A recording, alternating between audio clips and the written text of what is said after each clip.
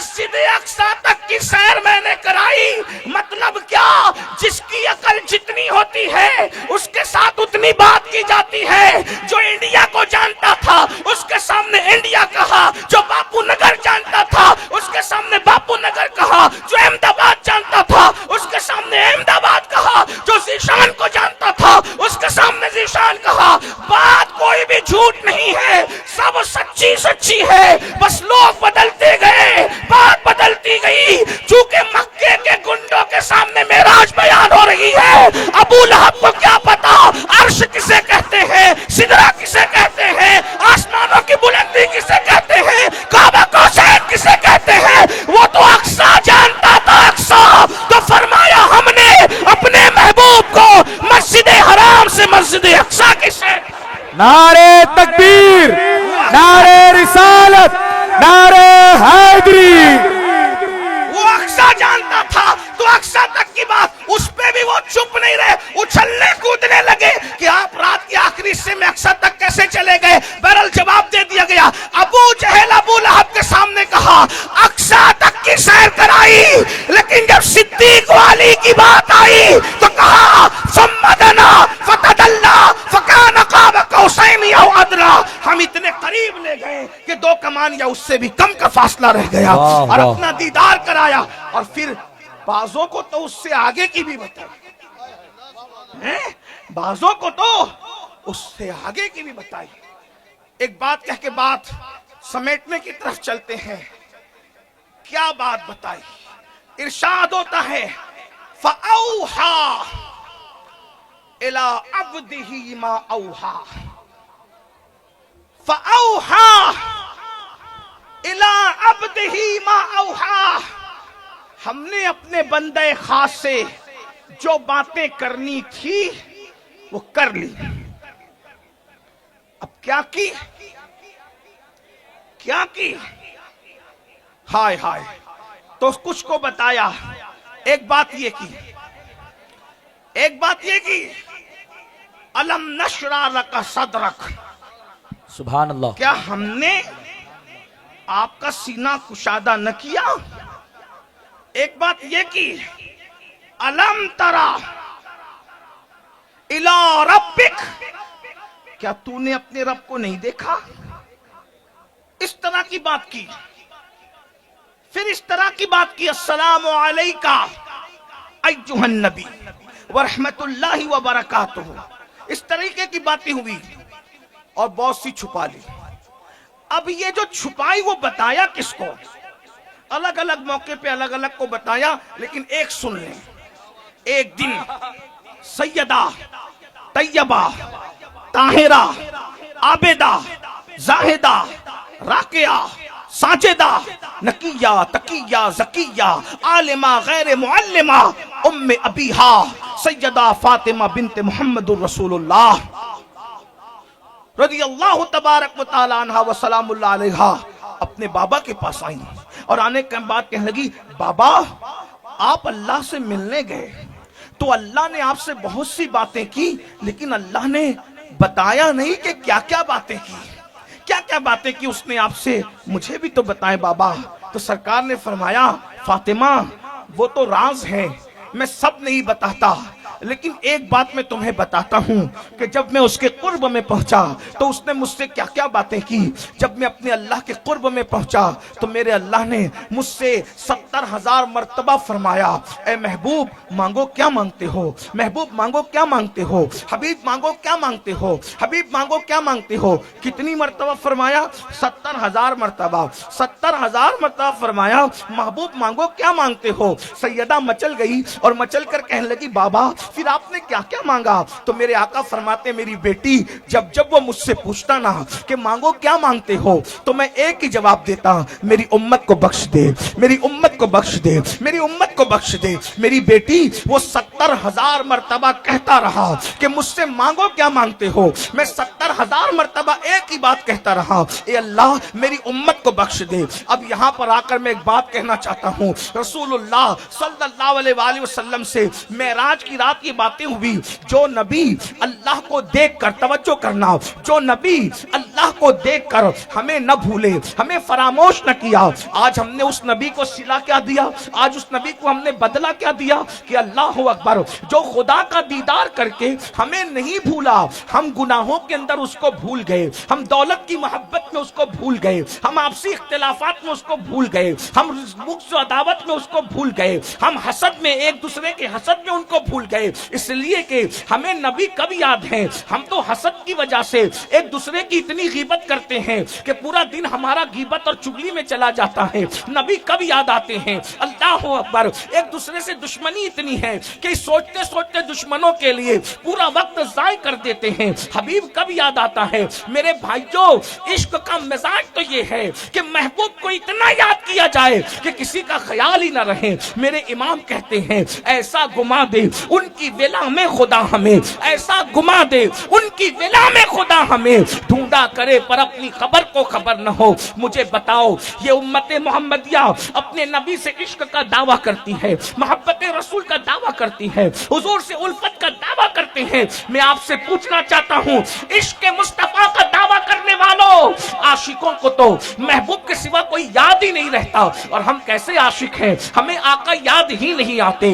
गुनाह पर गुनाह किए जा रहे हैं, और वो भी गुनाहों का हाल क्या है, अल्लाह अकबर, गुनाहों का हाल ये है कि पेट के अंदर हराम लुक्मा उतर रहा है, झूठ हमारी जबानों पर है। मेरे भाइयों, आज लॉटरी खेलने वालों को देख ले, माज़अल्लाह मुसलमान उसमें मुलव्विस नजर आएंगे। इसी तरीके से अफेयर के मामला देख लें, नाजायज और हराम ताल्लुकात के मामला देख लें। मुझे तो हैरत होती है, कोई आशिक रसूल किसी लड़की से अफेयर कैसे कर सकता है, इसलिए कि एक दिल में कभी दो मोहब्बतें जमा नहीं हो सकती। सरकार गौसुल आजम दस्तगीर नौजवानों से खिताब करते हुए फरमाते हैं, ऐ नौजवानों, तुम्हारे सीने में दो दिल नहीं है, एक ही दिल है।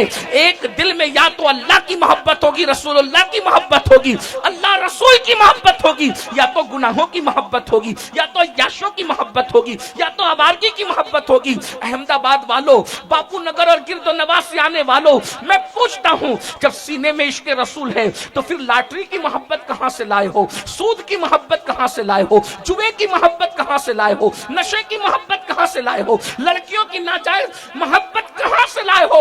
अरे जब एक कुर्सी पर दो लोग नहीं आते तो एक दिल के अंदर दो मोहब्बतें कैसे जमा हो सकती है। मेरे भाइयों, यहाँ पर मैं एक बात सैयदुत ताइफा हजरत जुनैद बगदादी की पेश करना चाहता हूँ। एक लड़की हजरत सैयदुत ताइफा जुनैद बगदादी के पास मसला पूछने के लिए आई और कहने लगी, हजरत मैं आपसे एक मसला पूछती हूँ, मेरा शौहर दूसरी बीवी के चक्कर में है, वो दूसरी शादी करना चाहता है, आप बताएं मैं क्या करूँ। हजरत जुनैद बगदादी ने कहा, बेटी दूसरी शादी करना जायज है, अल्लाह ने इजाजत दी है, जब अल्लाह ने इजाजत दी है तो मैं कैसे मना कर सकता हूँ। इस मामले में मैं क्या जवाब दूं, मैं क्या तुमसे कहूँ। उस लड़की ने कहा, हजरत अगर अल्लाह इजाजत देता, अगर शरीयत इजाजत देती तो मैं अपना चेहरा खोलकर आपके सामने रखती और आपको बताती कि इतना खूबसूरत महबूब जिसके पास हो वो दूसरे के चक्कर में पड़े तो कितना बेवफा है। इतना सुनना था। जुनैद बगदादी बेहोश होकर जमीन पे गिर पड़ते हैं। वो लड़की तो चली गई, मुरीदों ने चेहरे पे छींटे दिए,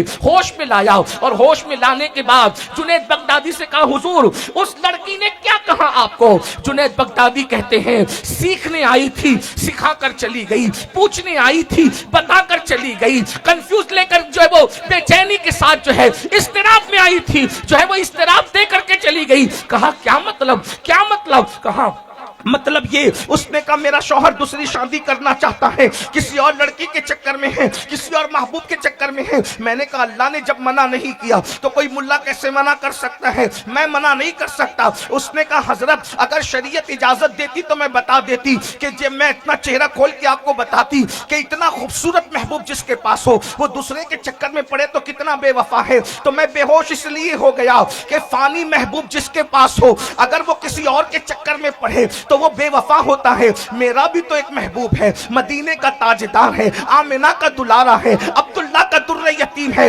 अरे जिसके बालों के अंदर बदबू आए, जब वो अपने हुस्न के खिलाफ जाने वाले को बेवफा कह रही है तो मेरे महबूब की जुल्फे तो ऐसी खुशबूदार है कि अल्लाह अकबर, कहाँ खोले हैं जुल्फे यार जाने खुशबू कहां तक है। अगर आज दुनिया के अंदर दुनिया के गुलाब महक रहे हैं तो खुदा की इज्जत की कसम गुलाबों की महक मालियों की मेहनत की वजह से नहीं है, वो रंगत मुस्तफा का सदका है। उन्हीं की रंगत गुलाब में है, उन्हीं से गुलशन महक रहे हैं, उन्हीं की रंगत गुलाब में है।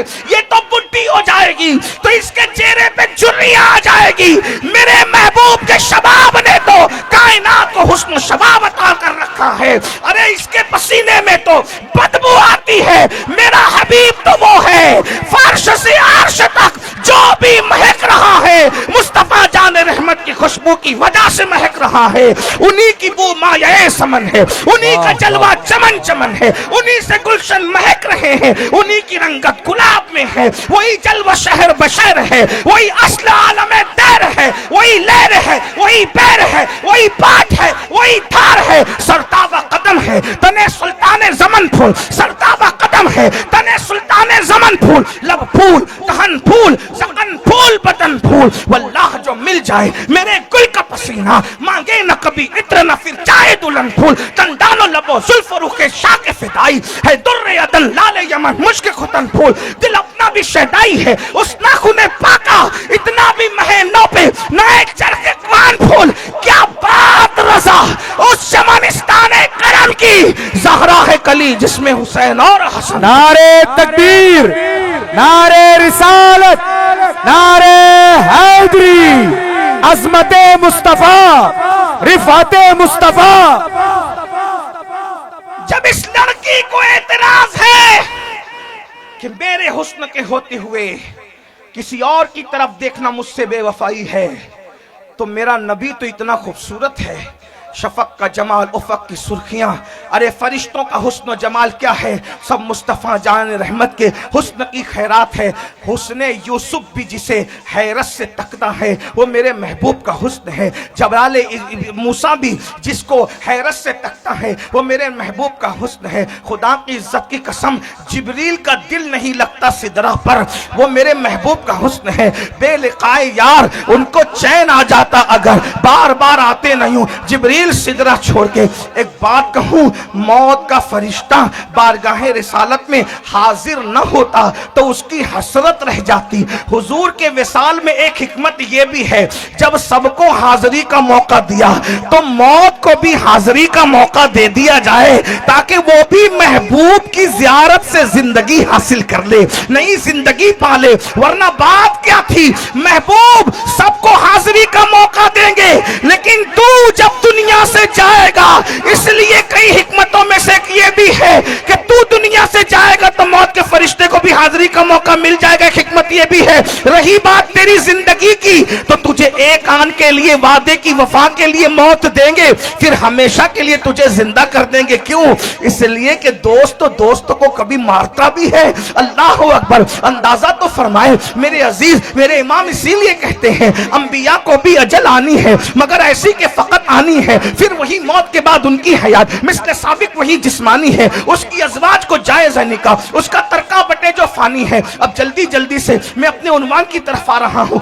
जरा गौर फरमाओ मेरे भाइयों। ऐसा नबी अल्लाह ने दिया। फिर लड़कियों से नाजायज ताल्लुकात का मतलब क्या है, जिना के अड्डों पे जाने का मतलब क्या है। वो लड़की एतराज लेकर के, तवज्जो करें, वो लड़की एतराज लेकर बारगाह जुनैद में आई थी। मेरे जैसा महबूब होकर कहीं और जाने वाला बेवफा है कि नहीं, मुझे डर लगता है। लड़कियों से हराम ताल्लुकात कायम करने वालों, कल अल्लाह की अदालत में तुम खड़े रहोगे और हुजूर ये ना कह दे मौला मुझ जैसा खूबसूरत महबूब इनके पास था, मुझ जैसा खूबसूरत महबूब इनके पास था। और ये जिना के अड्डों पे जाते थे, ये शराब के अड्डों पे जाते थे, ये जुए के अड्डों पे जाते थे। जरा बताओ तो सही, उस वक्त हमारे पास जवाब क्या होगा।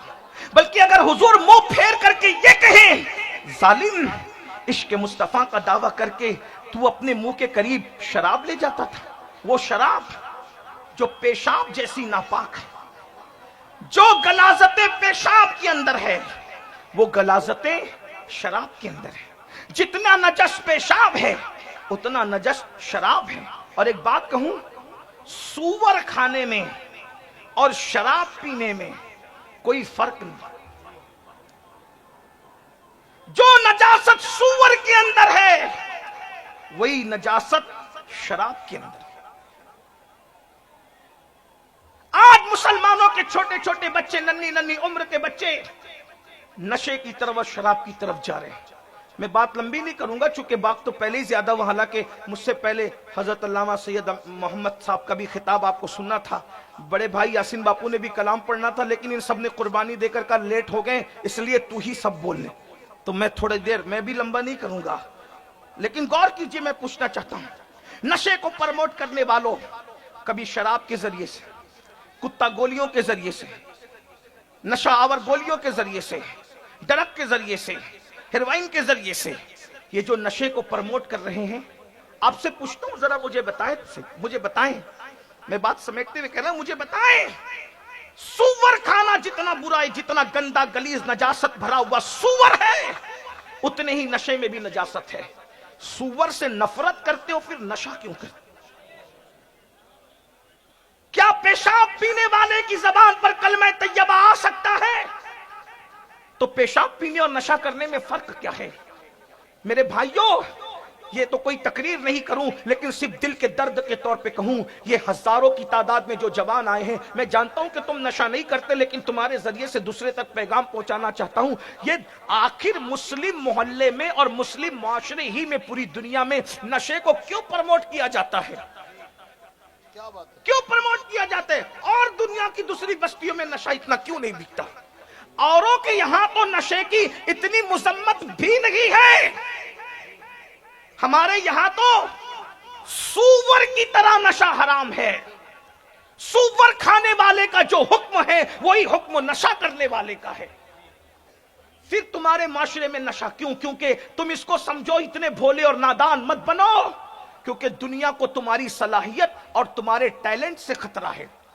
दुनिया चाहती है कि कलमा पढ़ने वाला तिजारत ना करे, क्योंकि जिस दिन ये तिजारत की मंडी में खड़ा होगा, दुनिया का कोई आदमी इसकी तिजारत का मुकाबला नहीं कर सकता, क्योंकि वो मुल्क के शाम में तुम्हारे नबी को तिजारत करते देख चुके हैं।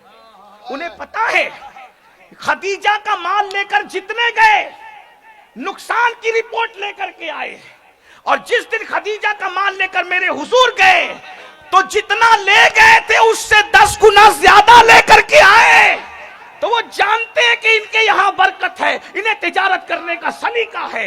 आपको पता है, जाकर के तारीख की औराक पढ़ो, अंग्रेज हिंदुस्तान जब नहीं आए थे, अंग्रेजों के हिंदुस्तान आने से पहले एक एक मुसलमान ताजिर के घर में कलकत्ता में इतनी दौलत होती थी कि उतनी दौलत बर्तानिया के शाही खजाने में नहीं होती थी। तुम इतने मालदार थे, अरे तुम्हारे सूफी लोग इतने दौलतमंद थे कि बादशाह लोग उन लोगों से कर्जा लेने आते थे। ये जो सूफी लोगों को समझते हो कि सूफी गरीब रहता है, सूफी कभी गरीब नहीं रहता। तवज्जो, सूफी कभी गरीब नहीं रहता, वो गरीबी के लिबास में रहता है मगर कभी गरीब नहीं रहता। वो तो यदे बैजा लेकर के बैठने वाला है अपनी आस्तीन में, वो कैसे गरीब हो सकता है? अगर सूफी गरीब होता तो गरीब नवाज जैसा सूफी गौरी की महल में खड़े नजर आते। गौरी कभी भी गरीब नवाज की कुटिया में खड़ा नजर नहीं आता। आप क्या बातें करते हो? अहमद शाह अब्दाली अहमद खट्टू के पास खड़ा नजर नहीं आता, वो उसके दरबार में खड़े नजर आते। मगर आज भी देख लो, लोग कहेंगे कल की बात अमीनुल कादरी किसने देखा? मैंने कहा आज जा करके देख ले, अहमद खट्टू आगे है, उनके कदमों में जिसका सर है वो एक नहीं 4-4 बादशाह सो करके बता रहे हैं कि जब तक जमीन पर थे तब भी हमारे सर इनके कदमों में थे, जमीन के अंदर है अब भी इनके कदमों में हमारे सर है। नारे तकबीर, नारे रिसालत,